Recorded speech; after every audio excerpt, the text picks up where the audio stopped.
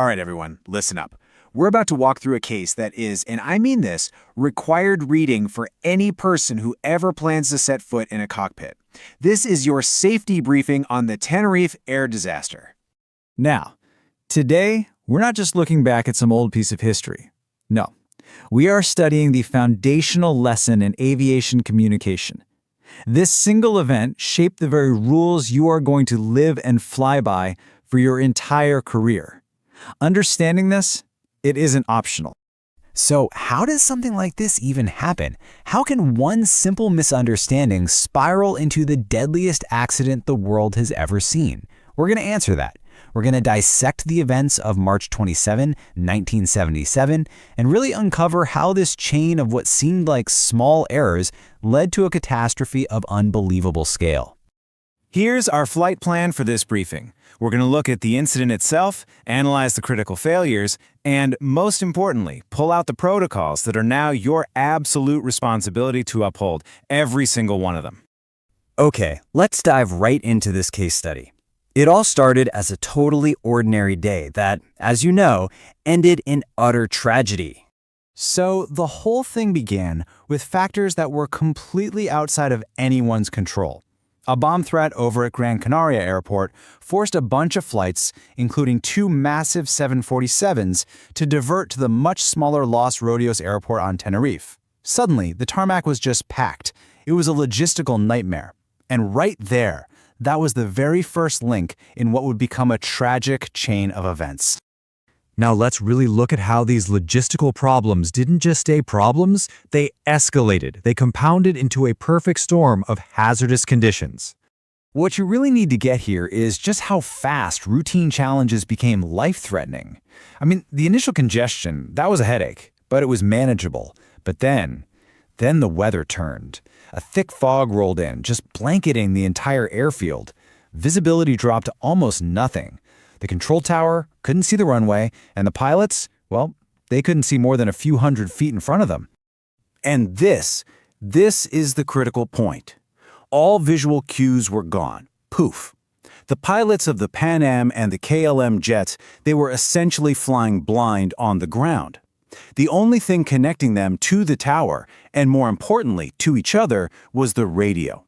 The safety of every single person on those planes depended entirely on the clarity of just a few spoken words. And that brings us to the absolute core of this lesson, the moment where communication didn't just fail, it actually created a fatal misunderstanding. This slide just lays it out perfectly. The total disconnect. You got to understand, inside that KLM cockpit, the captain was under immense pressure. They had mounting delays, he was getting close to his duty time limit, and he interpreted an ATC clearance for his departure route as a clearance for takeoff. He acted on an assumption, not a confirmation. And that was the fatal error. And it wasn't just a single missed word, it was a total communication breakdown. See, as the KLM captain was reading back what he thought was his clearance, the Pan Am crew, at the exact same time, transmitted that they were still on the runway. The two messages overlapped. All anyone heard was a screech on the frequency, which completely blocked Pan Am's critical warning. The runway had become an invisible, deadly trap. After a breakdown like that, the result was, well, it was inevitable, and it was catastrophic. The KLM jet was barreling down that runway at takeoff speed. Then, for just a split second, the fog cleared enough for the pilots to see the silhouette of the Pan Am 747 right in their path. The KLM captain, he desperately pulled back on the yoke trying to get airborne, but it was just far, far too late. The impact and the firestorm that followed took 583 lives. It is still the single deadliest disaster in aviation history, a catastrophe that grew directly from that first, initial miscommunication. The investigation that came after had one and only one primary goal: figure out every single link in that chain of errors so that we could make sure this could never, ever happen again. What investigators found was that it wasn't one single mistake. It was this perfect alignment of human and environmental factors. You had the pressure to get going, the fatal assumption based on ambiguous language, the garbled radio calls, and of course the blinding fog.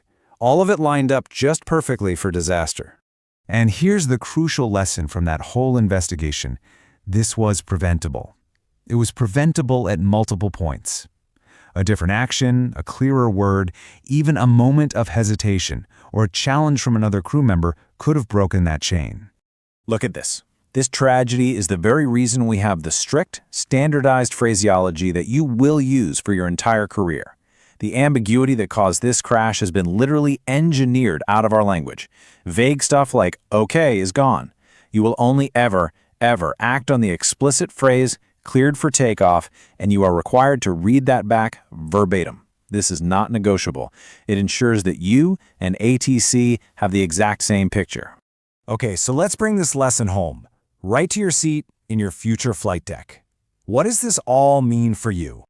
Well, Tenerife was a massive catalyst for what we now call crew resource management, or CRM. The investigation found that the KLM first officer and the flight engineer, they might have questioned the captain's decision, but they didn't really challenge him. CRM empowers every single person in that cockpit, no matter their rank, to speak up if they see a problem. It taught us that the entire crew, not just the captain, is responsible for safety. I want you to burn this slide into your memory. Your fancy glass cockpit can tell you your altitude, your speed, your position, everything. But you know what it can't do? It cannot fix an ambiguous conversation with air traffic control. Clear, concise, standardized human communication. That is what keeps everyone safe. It is your ultimate safety tool. And that's the final takeaway. The systems, the protocols that were born from this tragedy, they're all there to support you, but they are not foolproof. You, the pilot, the co-pilot, the whole crew, you are the final firewall. It's your voice, your clarity, and your courage to question and to confirm that forms the last and, I promise you, the most important line of defense.